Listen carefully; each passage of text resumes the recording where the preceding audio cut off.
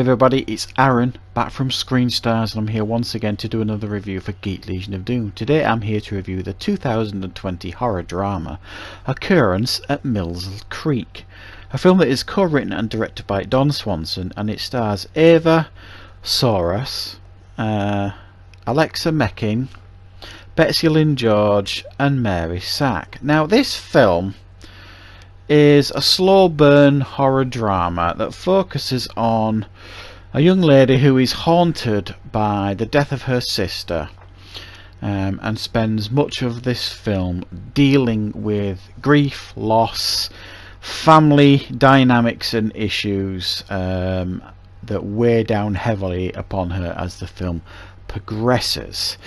Now, without saying much more, that's all I really want to say on the story, because if it's a film you're interested in watching, I obviously don't want to spoil anything for you here.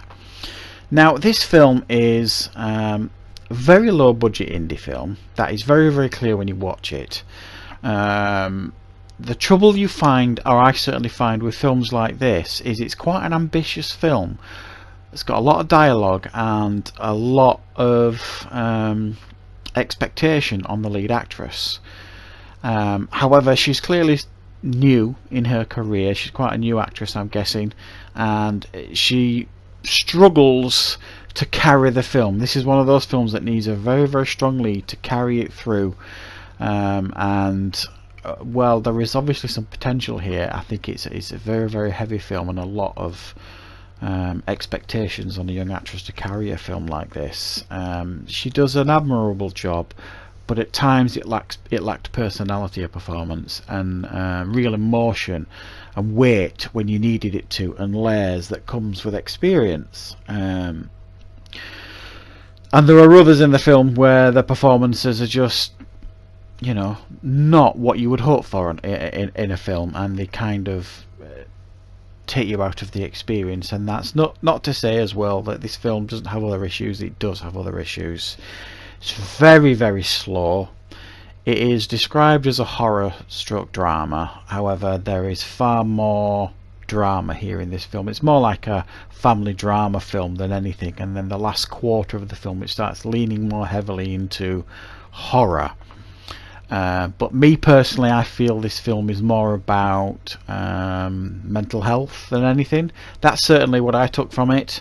I've seen another film fairly recently on my channel that I reviewed that was very similar in its subject matter. If it was again a horror drama, and it's quite ambitious, this film, as that one was, in the sense that it's trying to present something different. It's trying to present a story, a horror story, in a different way. But I think it's one of those films that will potentially leave you with questions at the end of the film, but many of you won't have the patience to see it through, and I'll be honest, I struggled. There's no getting away from it that this film is actually quite dull at times, and it doesn't hold your interest because the story's not interesting enough. The dynamics, the family dynamics that's going on around it aren't interesting enough, and many of the performances aren't interesting enough. So you combine all that together, and what generally you're left with is a very slow film.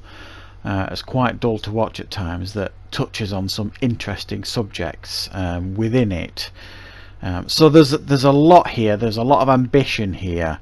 It does try to do something different, and I have said this before on reviews on my channel and this channel.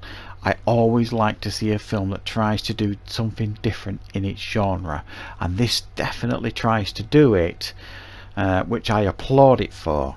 But it's simply 90% of people that watch this film are going to go away thinking, well, that was dull, if they even finish watching it at all, is my takeaway from this. I think they needed to really focus on the drama, focus on the family dynamics and things like that, but they needed as well to ramp up the psychological side of it, ramp up the horror side of it, if that's what it wants to identify as. Because when it does that, it's, even though it's not scary, there are some scenes near the end that, you know, are reasonably shocking. And it does leave you with that question, as if, you know, is this someone's mental health with everything that's going on in their life? Is there psychology collapsing? Is their mental state deteriorating? And it leaves that, you know, to some degree to let the audience decide. But it could have done more, I think, in the first 3/4 of the film to hold you as an audience member, to make you interested in these characters and to care what they did by the end. And I just generally didn't think it did that. But it's brave enough to handle heavy subject matters like suicide, again, which I applaud it for. It doesn't shy away from heavy subject matters, this film. It really goes all in many aspects of it, and it's quite graphic in its approach as well. Again, good, I applaud it. I like films to approach heavy subject matters. So it's just a little bit of an identity crisis, this film, and not one that I think many genre fans are gonna tolerate, unless you really like low budget indie horror films that are trying to do something different. Then there is certainly, there's a lot of promise here in this film. The director has certainly got an eye for direction.